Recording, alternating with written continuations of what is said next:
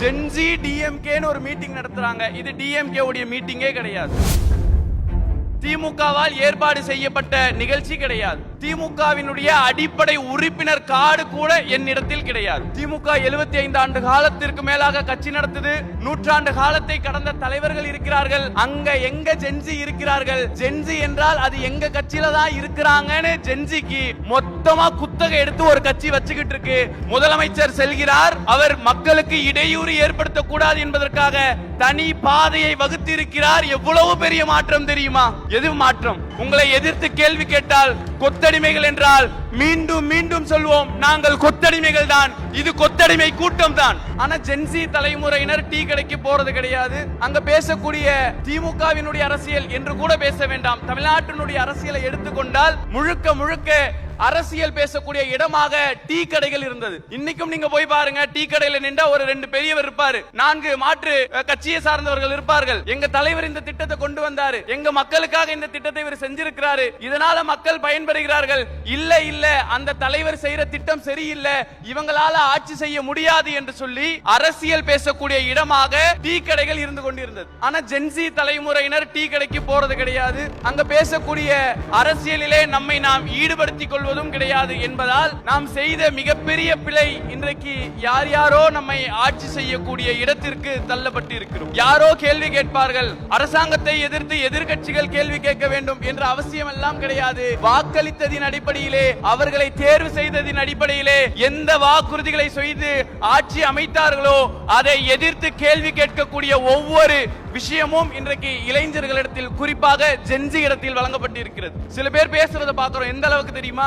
Gen Z டிஎம்கேன்னு ஒரு meeting நடத்துறாங்க. இது டிஎம்கே உடைய மீட்டிங்கே கிடையாது. திமுகவால் ஏற்பாடு செய்யப்பட்ட நிகழ்ச்சி கிடையாது. திமுகவினுடைய அடிப்படை உறுப்பினர் கார்டு கூட என்னிடத்தில் கிடையாது. ஆனா நிகழ்ச்சி நடத்த போறோம், ஜென்சின்னு பேர் வச்ச உடனே நமக்கு வரக்கூடிய விமர்சனம் என்ன தெரியுமா? ஜென்சியா? திமுக 75 ஆண்டு காலத்திற்கு மேலாக கட்சி நடத்துது. 100 ஆண்டு காலத்தை கடந்த தலைவர்கள் இருக்கிறார்கள். அங்க எங்க ஜென்சி இருக்கிறார்கள்? ஜென்சி என்றால் அது எங்க கட்சியில தான் இருக்கிறாங்கன்னு ஜென்சிக்கு மொத்தமா குத்தகை எடுத்து ஒரு கட்சி வச்சுக்கிட்டு இருக்கு. அந்த கட்சியினுடைய தோழர்களுக்கு சொல்கிறோம், அந்த கட்சியினுடைய நண்பர்களுக்கு சொல்கிறோம், இங்கு திரும்பி பாருங்கள். எந்த முதியவரும் இல்லாமல் ஜென்சி படை இன்றைக்கு தமிழ்நாட்டை காப்பதற்காக ஒரு அணியிலே திரண்டிருக்கிறது. ஜென்சிக்கு வாடகைக்கு காப்பிரைட்ஸ் நீங்க எடுக்க வேணாம், ஆல்ரெடி திமுக வாங்கி வச்சிருக்கு. இன்றைக்கு இந்த இடத்துல கூடி இருக்கு. எதுக்காக இந்த கூட்டத்தில் கூடணும்? எதுக்காக நாம் இவர்களை ஆதரிக்க வேண்டும்? இந்த கூட்டத்தை பொறுத்த வரைக்கும் பல பேர் எங்க கிட்ட சொன்ன விஷயம் என்ன தெரியுமா? இதை இப்போ நடத்துறதுக்கு எலெக்ஷனுக்கு முன்னாடி நடத்திருந்தா கொஞ்சம் நம்ம வெற்றி பெற்று இருப்போம்ல அப்படின்னு கேட்டாங்க. உள்ளபடி சொல்ல வேண்டும் என்றால் எலெக்ஷனுக்கு முன்னாடி நடத்தியிருந்தா இந்த கூட்டம் வந்திருக்காது. ஏன்? இங்க கூடி இருக்கக்கூடிய ஒவ்வொரு தோழர்களுடைய உணர்வு என்ன தெரியுமா? கலைஞரால் படித்தவன் நான், கலைஞருடைய திட்டத்தால் உயர்ந்தவன் நான். இன்றைக்கு நான் இருக்கக்கூடிய ஐடி துறையில் இருந்து ஐஏஎஸ் ஆக இருக்கக்கூடிய பணி வரைக்கும் இந்த திராவிட முன்னேற்ற கழகம் கொடுத்தது. நான் என் பணியை செய்யாம போயிட்டேன். கூட கம்பெனில வேலை செய்யறவன் அவன் இந்த தலைவர் வராரு, நடிகர் வராரு, அவருக்கு ஓட்டு போடணும்னு பேசும்போது என்ற நடிகருக்கு என்னடா தெரியும்? இங்க ஒரு தலைவர் மக்களுக்காக களத்துல நின்றுகிட்டு இருக்கிறாரு, இந்தி திணிப்பு போராட்டத்துல நிக்கிறாரு, மாநில சுயாட்சிக்காக பேசுறாரு, இந்தியாவிலே பெண்களுடைய உரிமைக்காக பேசுறாரு. இவர் தலைவரா, அவர் தலைவரா என்று ஆதரிக்கக்கூடியவர்கள் கூட பேச தவறிவிட்டோம். அதனால்தான் இந்த தேர்தலிலே தோல்வி அடைந்து விட்டோம் என்ற சங்கடம் நம்மை இந்த இடத்திற்கு அழைத்து தள்ளியிருக்கிறது. உண்மைதானே?